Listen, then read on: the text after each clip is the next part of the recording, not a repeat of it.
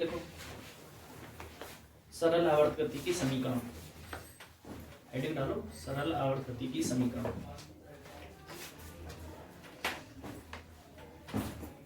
Equation of simple harmonic motion.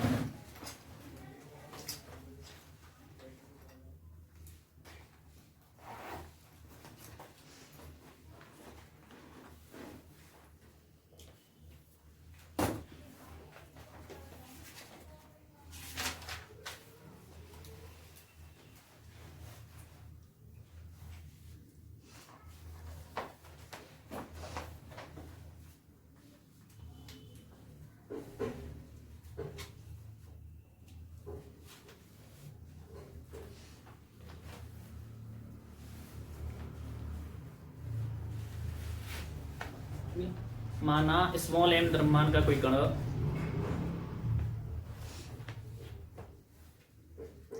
किसी क्षण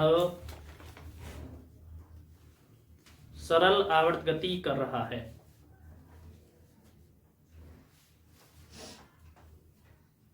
इस कण की साम्य स्थिति से दूरी स्मॉल x है।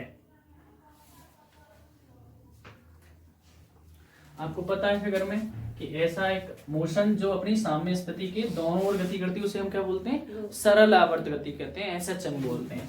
माना मेरे पास में कोई क्या है, एक पार्टिकल है, उसका द्रव्यमान मेरे मान लिया स्मॉल m है, और वो क्या है मेरे पास में अपनी साम्य स्थिति से क्या है x दूरी पे क्या है विस्थापित हो गया पार्टिकल।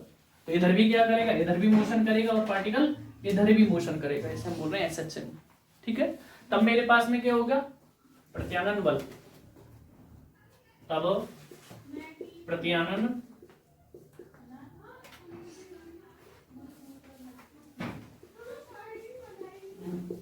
देन रीस्टोरिंग फोर्स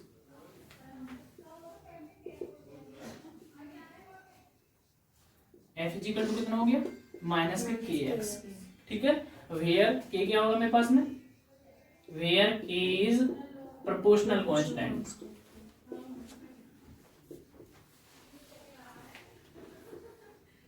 जहां क्या है कि एक अनुक्रमानुपाती नियतांक है। ठीक है, लेकिन बट आप जानते हैं अकॉर्डिंग टू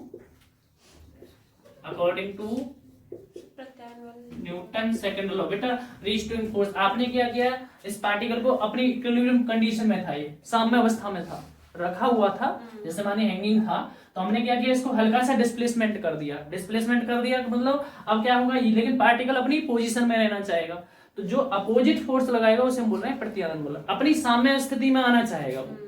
ठीक है ना, नेचर में कोई भी चीजें पहले भी बताया वो क्या स्टेबल रहना चाहती है, आप क्या कर रहे हैं उसको डिस्टर्ब कर रहे हैं, लेकिन वो उसका क्या करेगा, विरोध करेगा, और वो किसके प्रोपोर्शनल होगा। आप ऐसे भी लिख सकते हैं एफ जो डिस्प्लेसमेंट है आपने फोर्स लगाया वो क्या होगा, एक्स के दूरी के क्या होगा, अनुक्रमानुपाती होगा, प्रोपोर्शनल होगा। जैसे हम प्रोपोर्शनल का चिन्ह हटाते हैं वहां पे आ जाता है मेरे पास में एक कांस्टेंट आ जाएगा, वो होगा की।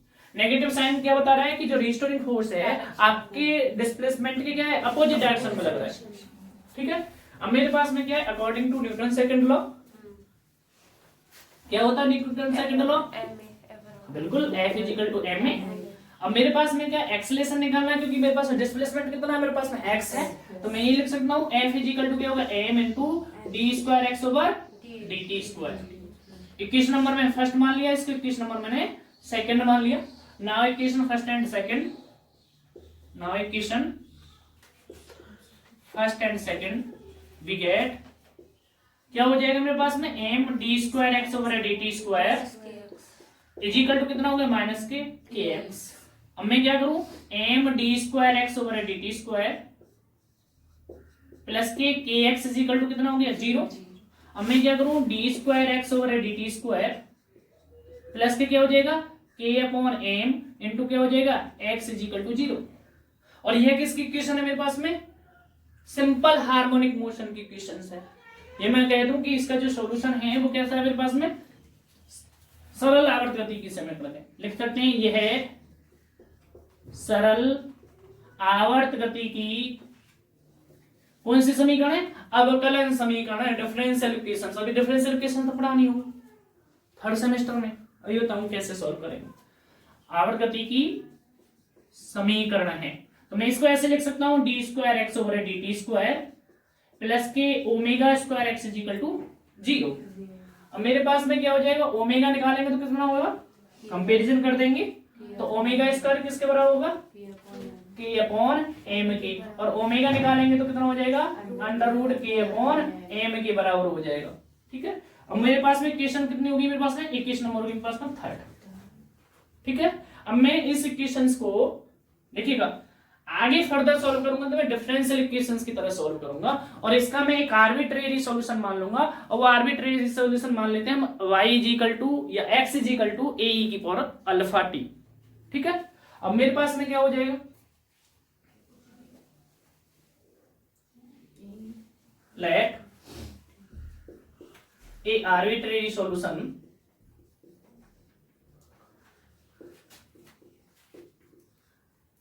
x इज इक्वल टू क्या, ए ई की पावर अल्फा टी, आपने अपनी तरफ से ले लिया है। ठीक है ना, और वो क्या करेगा, इस इक्वेशन को क्या करेगा, सेटिस्फाई करेगा। ठीक है, विच सेटिस्फाई द इक्वेशन 3rd।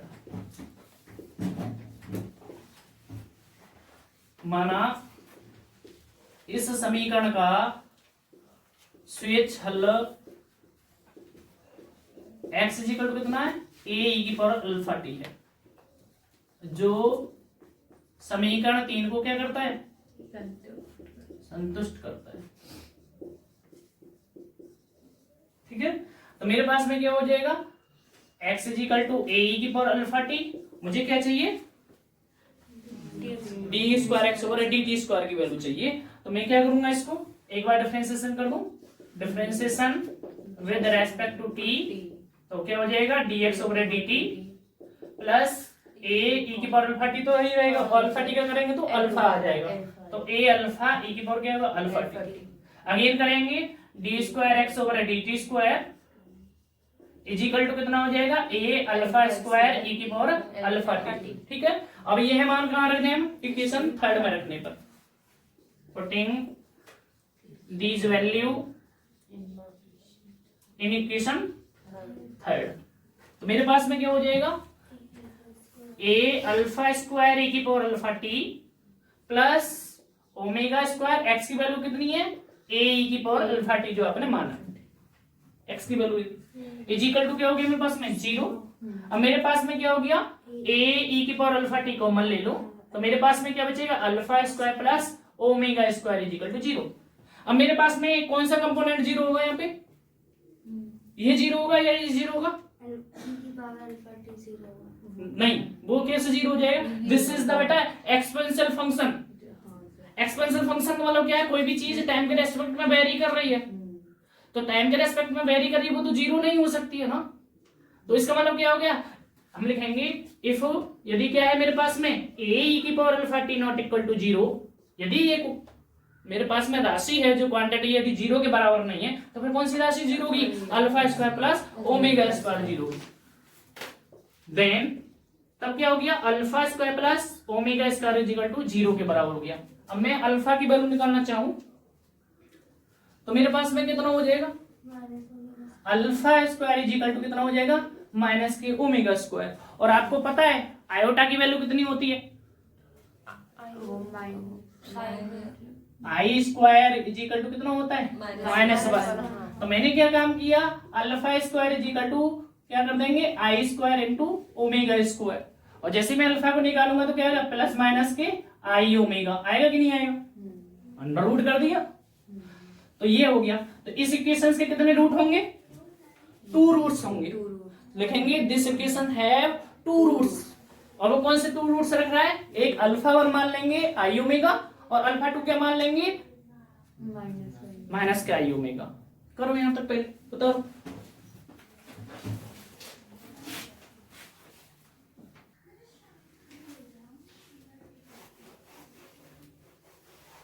लिखेंगे इस समीकरण के 2 हल हैं, या कहूं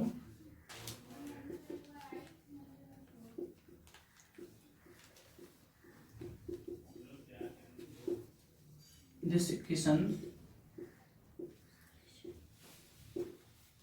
हैज 2 रूट्स, तो मेरे पास में क्या हो जाएगा, अल्फा 1 इज इक्वल टू हो जाए प्लस आई ओमेगा, और अल्फा 2 इज इक्वल टू हो गया माइनस के आई ओमेगा। ठीक है, जब मेरे पास में किसी डिफरेंशियल इक्वेशंस के 2 रूट हों और वो कैसे हो, डिफरेंट हों, तो उसके लिए जो सॉल्यूशन की जो समीकरण आती है वो आती है मेरे पास में x is equal to a1 e की पावर अल्फा 1t प्लस के क्या हो जाएगा a2 e की पावर क्या हो जाएगा मेरे पास अल्फा 2। ठीक है ना, तो मेरे पास में क्या हो जाएगा, अब मैं क्या करूं, अल्फा 1 की और अल्फा 2 की वैल्यू रख दूं मैं यहाँ पे, तो मेरे पास में क्या हो जाएगा x is equal to e की पावर क्या हो जाएगा a1, और a1 a2 क्या है पहले ये बता दें, ये क्या है मेरी तरफ से आर्बिट्रेरी कांस्टेंट है जिससे हम अलग अलग कंपोनेंट को डिफाइन कर सकें। तो लिखेंगे here a1 and a2 are arbitrary constant, मतलब ये क्या है a1 a2 कैसे स्वेच्छ नियतांक है। तब मेरे पास में क्या हो जाएगा x इज इक्वल टू कितना हो जाएगा a1 e की power I omega T plus a2 e की पावर क्या हो जाएगा माइनस के आई ओमेगा टी। लेकिन आपने एक्सपोनेंशियल फंक्शन में कॉम्प्लेक्स नंबर पढ़ा होगा, कहूं तो 11th में होगा या 12th में होगा, आपने ये पढ़ा होगा e की power i theta is equal to कितना होता है cos थीटा प्लस आई साइन थीटा, ये है ना, e की पावर माइनस आई थीटा होगा वो कितना हो गया cos थीटा माइनस के आई साइन थीटा, ये फॉर्मूला है मैथमेटिक्स में। तो मैं क्या करूं, इससे इसको ओपन कर दूं, तो मैं ये लिख सकता हूं x is equal to a1 e की पावर, इसको ओपन करेंगे तो क्या हो जाएगा cos ओमेगा टी प्लस आई sine omega T plus a2 कितना हो जाएगा cos ओमेगा टी माइनस के आई साइन ओमेगा टी। यहां तक किसी को कोई दिक्कत नहीं होनी चाहिए। अब मेरे पास में मल्टीप्लिकेशन कर देंगे a1 cos omega T plus a1 I sine omega T plus a2 cos omega T minus के a2 sine I sine omega T. ठीक है, अब मैंने क्या काम किया है, इसमें से क्या ले ली मैंने cos ओमेगा टी कॉमन ले लिया, तो x इज इक्वल टू कितना हो गया a1 प्लस a2 कॉमन के लिया है cos ओमेगा टी।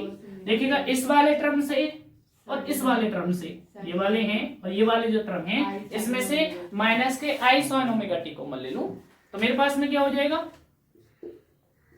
आई साइन ओमेगा टी कॉमन ले लूं, तो मेरे पास में क्या बचेगा a1 माइनस के a2। ठीक है, अब मेरे पास में क्या हो गया, इसको आगे सॉल्यूशन करने के लिए देखो हमें यहां से दिख रहा है कि यदि इसमें क्या हो जाए साइन ए कॉस भी बना दें, भाई कुछ ऐसा एक टर्म ले लें कि a1 a प्लस a2 की वैल्यू कितनी आ जाए साइन के बराबर आ जाए, और मेरे पास में क्या हो जाए ये कॉस के बराबर आ जाए, तो हम क्या कर सकते हैं साइन ए प्लस बी का फॉर्मूला बना सकते हैं, हम अपनी तरफ से लेंगे इसको। ठीक है ना, मैंने कहा a1 प्लस a2 किसके बराबर हो जाए a साइन फाइव, मतलब एंगल अलग होगा। ठीक है ना, इसको क्या ले लें cos फाइव के बराबर ले लें, तब इसको सॉल्यूशन कैसे कर सकते हैं देखो,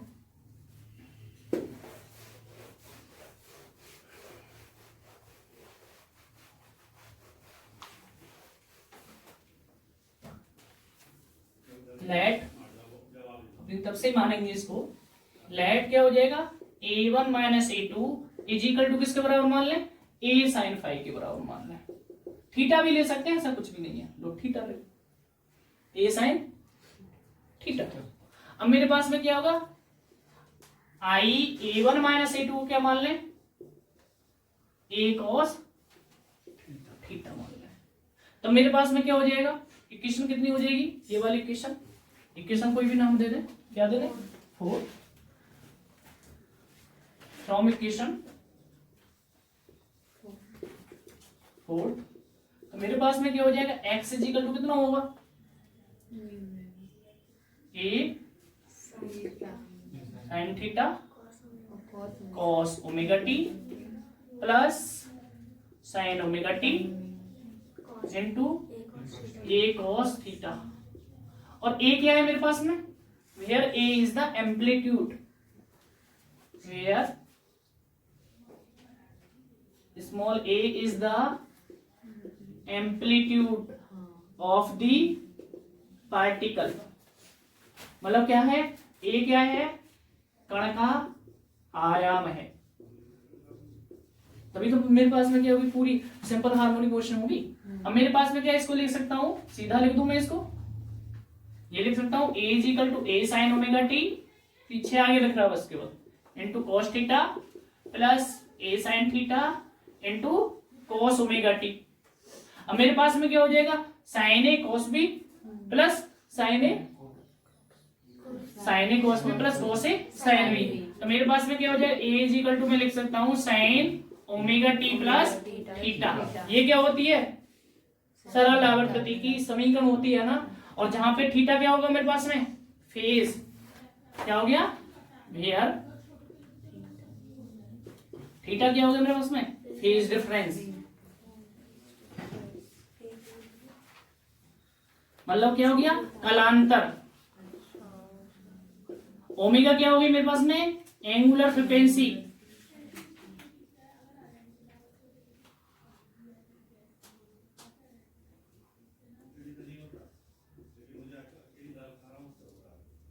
कोणीय आवर्ती।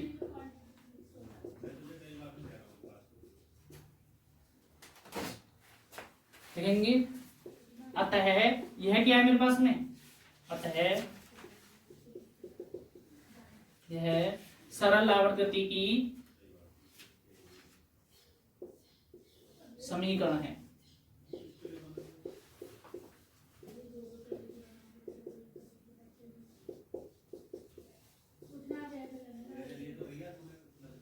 Hence, this is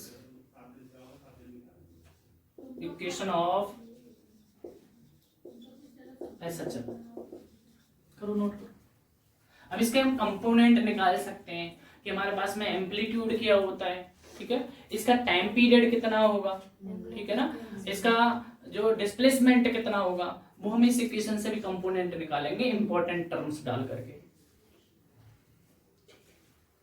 वहां से समझ में नहीं आया।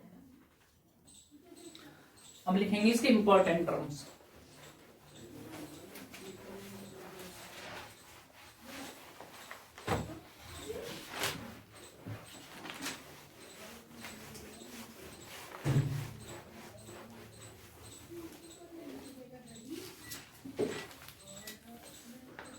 इंपॉर्टेंट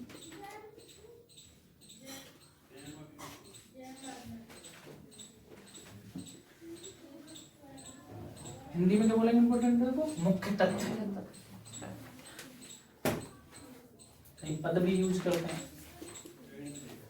अभी आपने पढ़ा क्या है, we know that X equal to कितना हो जाएगा, A sine omega T plus five, but the value of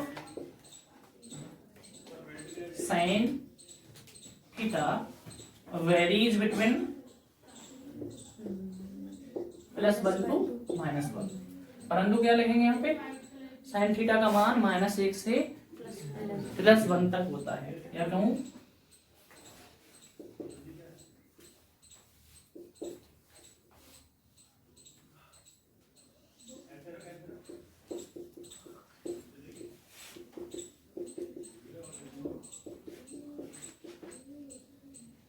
-1 to +1 होगा। तब मेरे पास में लिख सकते हैं, हेंस एम्पलीट्यूड का मान भी कहाँ वेरी करेगा, -1 से +1। Hence the amplitude of the particle very between, कितना हो जाएगा मेरे पास में, -1 to +1। अतः कण का आयाम प्लस ए से, यहाँ पे आएगा प्लस ए,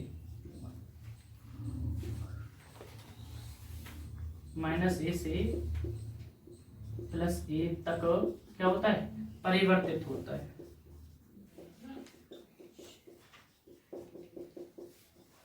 अब सेकंड में हम क्या निकालना चाहें, फेज, कला,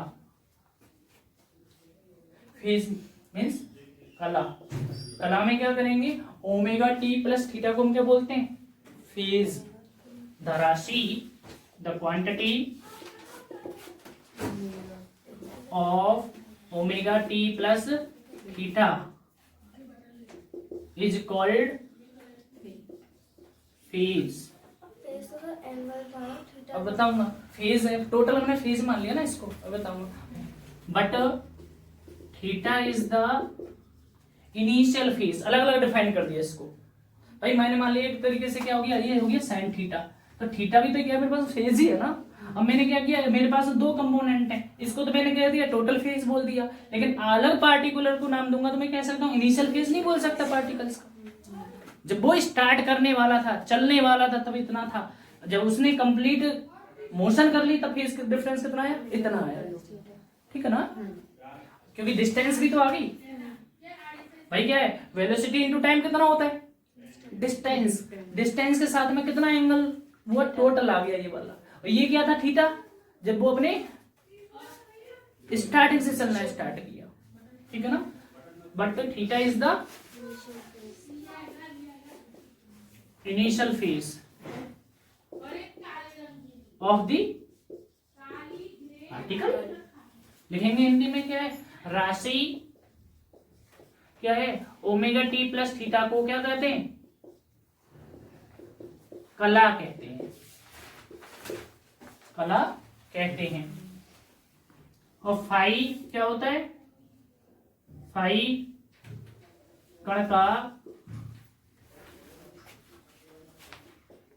कण की प्रारंभिक कला है।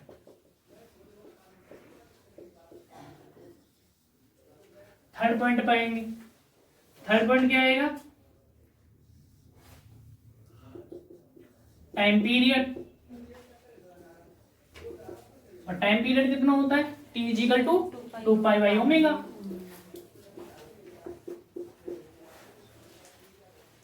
चूंकि ओमेगा इज इक्वल टू कितना होगा, 2 पाई नहीं, under root k upon m पीछे से, तो टी इज इक्वल टू कितना हो जाएगा, 2 pi under root m upon k. अब मुझे क्या चाहिए, इसका डिस्प्लेसमेंट चाहिए। क्या चाहिए, डिस्प्लेसमेंट।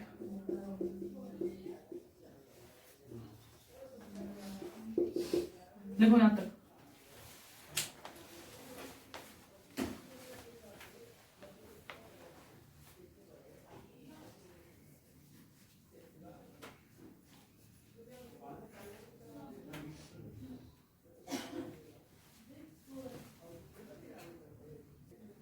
डिस्प्लेसमेंट क्या रहेगा, जो आपका रिजल्टेंट आया यही तो रहेगा displacement X. X is equal to कितना होगा, A sine omega T plus phi. अब लिखिएगा आवर्ती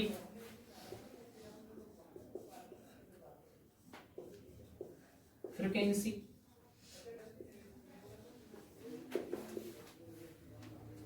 देखो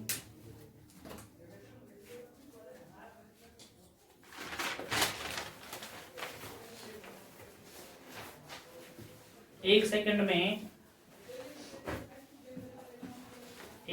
में पूरे किए गए दोलनों की संख्या को आवृत्ति कहते हैं। The number of oscillations per second is called frequency of SHM। Next term डालेंगे velocity,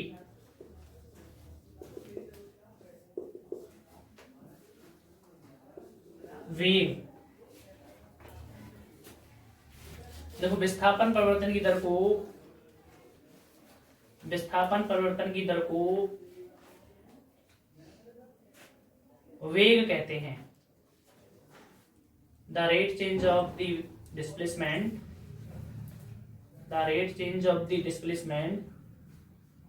is known as velocity. और वेलोसिटी कितनी होगी, v इज इक्वल टू कितना होगा dx over dt, rate change of the displacement. समय के साथ साथ दूरी परिवर्तन या विस्थापन परिवर्तन दर को क्या बोल रहे हैं हम, वेग कह रहे हैं। तो d ओवर dt, और आपको पता है x की वैल्यू कितना है displacement, x is equal to a sin omega t plus theta. और मेरे पास में क्या हो जाएगा, डिफरेंशिएशन करेंगे तो माइनस के क्या हो जाएगा a omega cos omega t plus theta, क्योंकि sin थीटा क्या होगा मेरे पास में cos थीटा, और इसका करेंगे ओमेगा t का क्या आ जाएगा ओमेगा, ठीक है ना। अब मेरे पास में हो गया v, माइनस क्यों लगाया? क्योंकि cos sin थीटा का cos theta minus, Cos theta होता है, अच्छा, माइनस ठीक होता है, है, प्लस होता है। ठीक है। मेरे पास में क्या हो जाएगा v स्क्वायर करेंगे तो क्या हो जाएगा a square omega square cos square theta, ठीक है। अब मैं क्या कर सकता हूँ, इसको v निकालूंगा तो अंडर रूट कितना हो जाएगा a square omega square cos square omega t minus plus के थीटा। अब मेरे पास में क्या ओमेगा बाहर ले लो तो अंदर क्या बचेगा a स्क्वायर, इसको क्या लिख सकता हूँ cos स्क्वायर थीटा को 1 माइनस के sign square omega t plus theta कर सकता हूँ, ठीक है। अब मैं इसको ये लिख सकता हूँ omega under root a square minus के a square sine square omega t plus theta. और आपको पता है इसका मैं स्क्वायर कर दूंगा तो यही नहीं आएगा a square sine square theta, क्या मैं इसको क्या लिख सकता हूँ एक्स स्क्वायर लिख सकता हूँ, इसका होल वर्क कर दूंगा तो क्या हो गया, तो v इज इक्वल टू कितना हो गया ओमेगा अंडर रूट कितना हो गया a square minus x square, ये होगी वेलोसिटी। अब मुझे क्या चाहिए एक्सेलरेशन चाहिए, तो एक्सेलरेशन क्या कर देंगे dv over dt।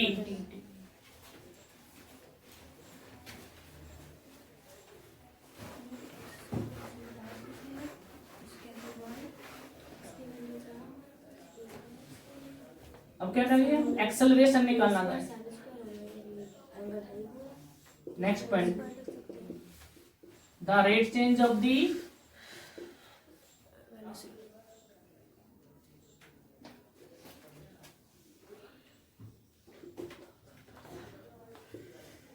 velocity with respect to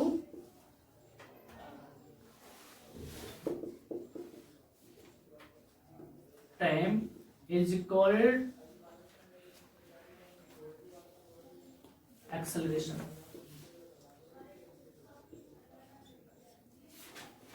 वेग परिवर्तन की दर को